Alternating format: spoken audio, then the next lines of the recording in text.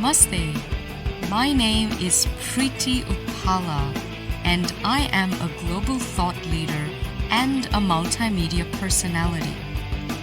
Welcome to my podcast, The Preeti Experience. Join me as I explore some of the most fascinating and crucial issues that affect our world today. I take a unique global perspective on these issues, and the very foundation of my insights is humanity and spirituality. I'm Preeti Uppala, and welcome to the Preeti Experience.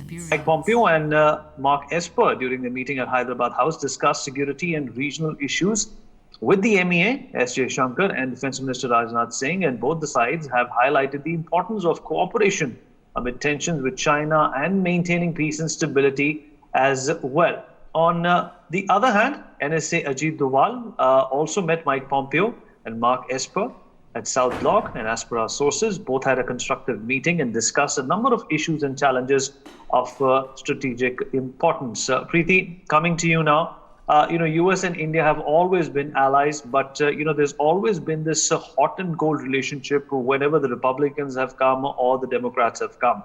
One worry for the dispensation would be that whatever is inked, whatever agreements or resolutions both the sides reach at, they should not dwindle if there is a change in guard.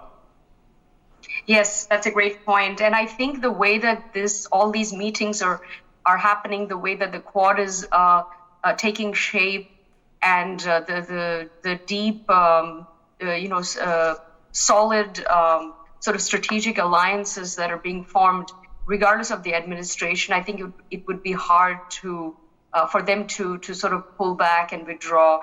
Also, I think China's not going anywhere anytime soon. Even this COVID is not going anywhere anytime soon, which means even if there is a new administration for the next couple of years at the very least, the front of their mind will be, holding China accountable, dealing with the virus, cybersecurity, national security, all these issues for the US. And, regardless of the administration, India becomes a very strong sort of a piece of the puzzle, I would say. And I've heard a meeting of Democratic Congress men and women speaking recently to the diaspora, and someone had asked this question, and the congressman said, "Don't worry if we come into power. If your worry is that suddenly the India-US alliance is going to get cold, it won't, because of what's going on in the Indo-Pacific region. We are bound up with India." He almost said that a bit reluctantly, and he was actually Indian himself. But I think the point I'm making is for their views are on government of India's actions. That's a different matter. As far as this is concerned, they will back up their allies. They have to. I think.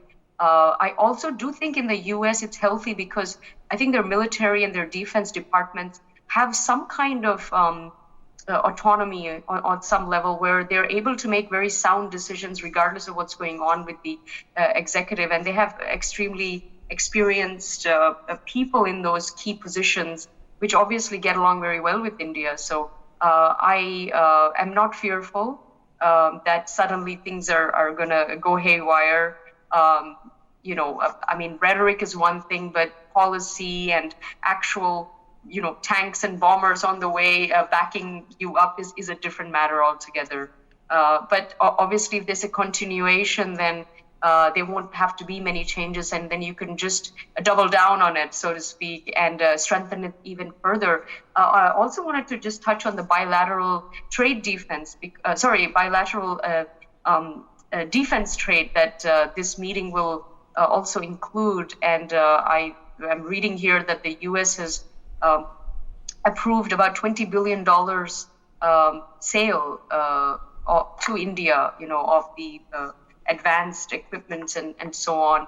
So again, I think the trade between the two countries, especially in this area, keeps increasing.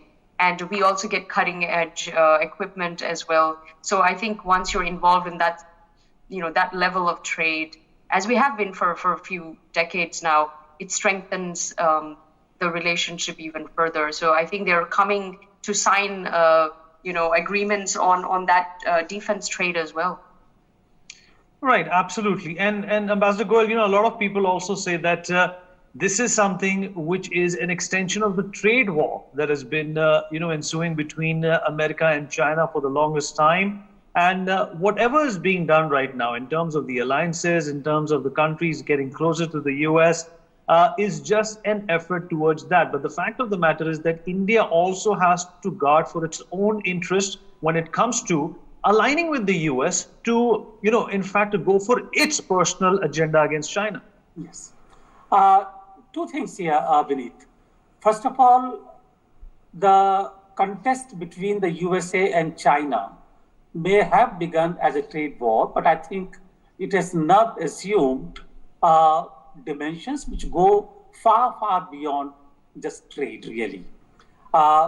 When China questions or China sends its warplanes into Taiwanese territory, when China takes on Japan, when China confronts with South Korea, when China develops BRI, when China goes on to develop Hambantota, Gwadar, etc., etc.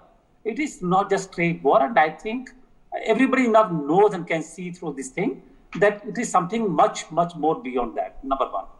Number two, in this whole process, you talked about India aligning with the USA. This is the whole long debate, alignment, non-alignment, autonomous, strategic autonomy, or coalitions. What I would like to say is that alignment is a very strong embrace, and I think every country would like to maintain its choices of decisions in all kinds of conditions. But I would say that alignment of interests, alignment of approaches, or what you call a coalition where the two countries, several countries work together to protect their interests is a much better arrangement, really. So what I see happening is that there's much far greater understanding between India and the USA now. They do see the strategic risks in the region or the dangers in the region, and they are working together to minimize those risks. And I will leave it there for the time being. All right, Ambassador Goel, Preeti Uppala, thank you so much for joining us and sharing your unique perspective on this momentous day where India and the United States, in fact, realign and synergize to take on a common agenda, a common enemy, not the elephant, but the dragon. Thank you so much for joining us. And folks, we have some break with this. For more such videos, subscribe to the NewsX YouTube channel, hit the bell icon.